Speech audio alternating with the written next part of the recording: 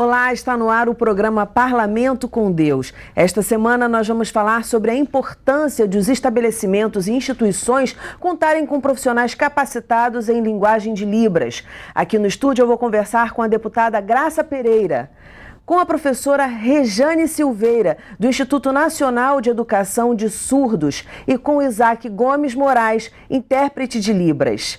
Muito bem-vindos ao programa. Obrigada, muito bem-vindos.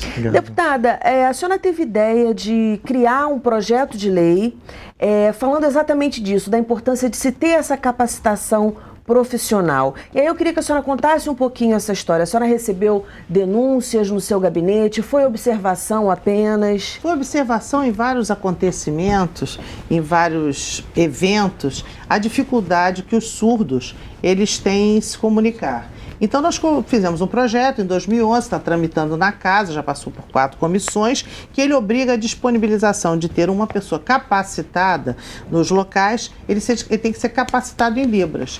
Isso vai facilitar, não é que você tem que ter um profissional separado, você pode capacitar um segurança daqui da Alerj em cada turno da segurança, você pode capacitar um motorista na sua empresa de ônibus. Então você tem uma pessoa capacitada que possa atender durante aquele turno as pessoas que nos procuram, ou que procuram a sua empresa, ou que estão um evento de futebol. Você vem agora aí as Olimpíadas, a gente tem grandes eventos no Rio de Janeiro, e como ficam os surdos?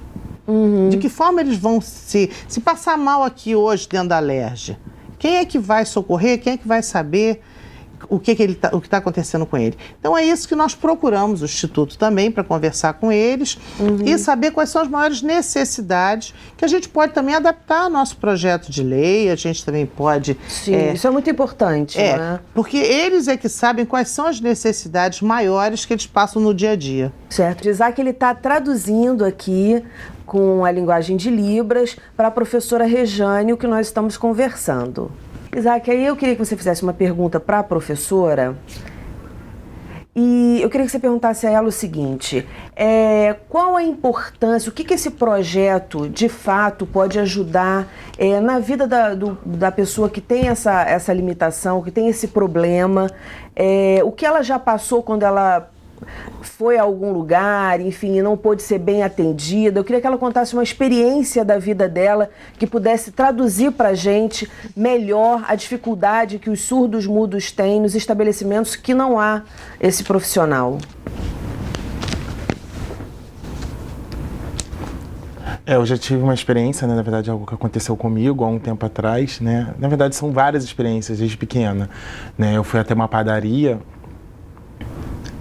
e porque minha mãe me pediu para poder ir lá comprar um leite, pão, e eu fui até aquele local e pedi para comprar um pão, e lá eles me entenderam, mas na hora de falar leite não conseguiram me compreender, porque pão compreenderam.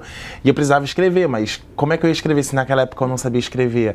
E eu tive que voltar para casa e eu só consegui trazer o pão, e minha mãe teve que ir lá poder comprar o leite, né? E assim são as dificuldades. Exatamente. Também, às vezes, quando a gente está com os nossos vizinhos, às vezes, por uma brincadeira que acontece, a gente não consegue brincar, porque às vezes a gente falta essa comunicação, porque a gente pensa que as pessoas estão brincando com a gente ou não, então as pessoas zombam da gente porque às vezes a gente fala errado, digamos assim. E são brincadeiras que acontecem entre vizinhos, né? Não só entre estabelecimentos, né? E na verdade, às vezes as pessoas, né, quando às vezes estão passando mal, os surdos, precisam ir até uma emergência e não tem como você chamar um intérprete no momento que você está, por exemplo, com uma pressão alta para ir até o médico. Então você se encaminha, por exemplo, até o SUS e chegando lá, você sendo surdo, você acaba sendo pego de surpresa, porque você não tem nenhum profissional lá que saiba da língua de sinais. E você passando mal ainda tem que se empenhar numa língua que não é sua para poder escrever. Então é uma falta de comunicação exacerbada, né? Então isso acontece bastante.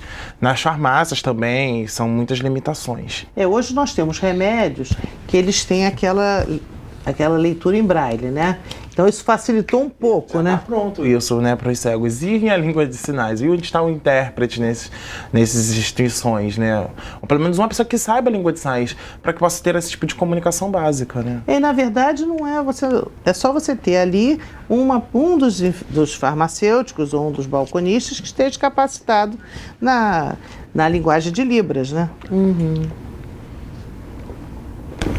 Exatamente.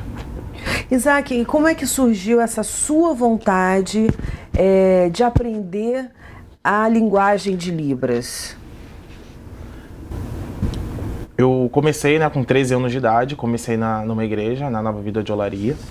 Eu não estou mais lá, estou numa outra igreja atualmente, Assembleia de Deus, e hoje eu ainda continuo atuando como intérprete no meio religioso. Na verdade, a maior parte dos intérpretes que iniciam suas atividades com língua de sinais iniciam ou na família ou na igreja, ou porque conhecem um colega surdo, né? Então, geralmente, essas são as 3 maiores áreas que a gente começa a ter contato com a língua de sinais.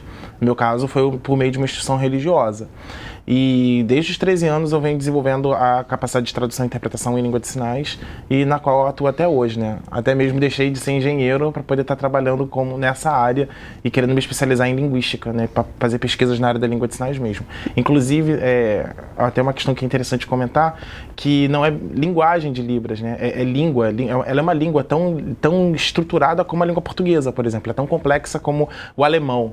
Né, complexo como qualquer outra língua. Então ela possui todas essas estruturas de qualquer outra língua. Então nós falaríamos a Libra, só isso? A Libras, né? A língua de Libras, sinais. Só a língua de sinais. Agora, qual a maior dificuldade de uma criança? Como é que essa família percebe isso? De que forma essa mãe tem que estar ligada e começar a tratar dessa criança bem cedinho?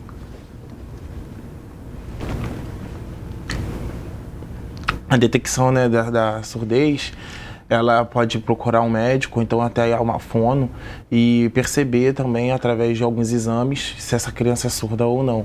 Pode procurar um médico. E lá no instituto vocês começam a tratar da criança desde novinha? Desde pequena, desde a estimulação precoce. Né, bem pequenininha, né, desde a estimulação precoce, até mesmo os exames de percepção da surdez. A criança já pode estar frequentando o instituto. Tudo já é feito lá, né? Os exames também podem ser feitos no instituto? Exatamente, você pode fazer esses exames lá. Quais os sinais que a criança dá, né, para a mãe poder desconfiar que ela tem algum problema, que ela possa ter algum problema? Às vezes quando você está chamando a criança de costas ou algum barulho que acontece, a criança está dormindo e ela não acorda, ou então numa tempestade de raios, e é muito comum as crianças estarem assustadas por conta disso, às vezes a criança continua dormindo, ou então muitas vezes os avós acabam percebendo, na verdade, até mais do que os próprios pais, porque chamam a criança e ela não percebe. Então, e como é que são essas aulas? Quais são as dificuldades de aprender a língua de Libras, como você disse? Eu não acho que é uma grande dificuldade, na verdade, porque ela é minha língua e eu sou um sujeito visual. É como se fosse a minha língua materna, minha primeira língua mesmo. Né? E eu não encontro muitas dificuldades com isso. Na verdade, é uma questão contextual. Se você trabalhar contextualmente, você consegue aprender ela facilmente. Mas é mais fácil, então, aprender de criança? Porque aí passa a ser natural. Desde que ela tenha, né, esse contato com um modelo adulto, né, um modelo linguístico, ela adquire muito rapidamente, né, essa língua. Essas palavras que vocês traduzem em gestos, ou melhor, se eu falar gestos, você vai dizer que é a sua língua, né? Uhum. Esses gestos, né, que as pessoas fazem para poder falar, eles são criados a cada dia numa nova palavra que surge. Quem cria esses gestos? De que forma surgiu essa linguagem? Na verdade, por meio mesmo desse contato, né, com as imagens, as crianças às vezes vão criando isso, ou até mesmo no contato com a língua de sinais, com as professoras e com os professores, eles vão tendo contato com novos conceitos e vão criando alguns sinais quando necessário. Isso vai ficando tudo registrado. Há um registro dessa linguagem?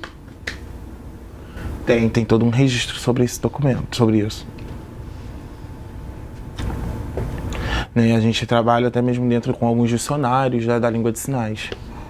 Quando surge uma gíria, alguma coisa nesse sentido, como é que... A gíria já é bem diferente, porque ela faz parte mesmo da cultura surda. Os surdos, eles utilizam muitas gírias, né? Assim como os ouvintes, né? Mas bem diferente. Né? Os ouvintes não conhecem muitas vezes a própria cultura surda, né? Os surdos, por viverem numa comunidade, eles desenvolvem essa cultura e tem algo que é bem particular a eles, inclusive esses sinais de gírias, né? Gírias algumas próprias. Formas, né, de falar em segredo, digamos assim, que só os surdos entendem. E como é que é o trabalho lá do Instituto? Quantas pessoas vocês atendem?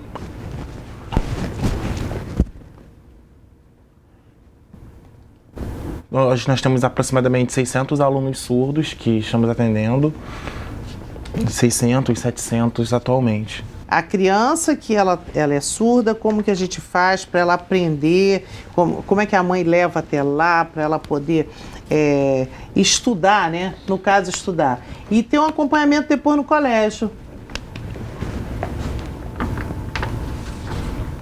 A gente tem uma lista de espera de vagas, né? A mãe pode estar procurando e sempre é bom que seja no ano anterior, geralmente no mês de setembro, para a gente começar a ver a fila de espera para que ela possa estar sendo inserida no quadro do INES.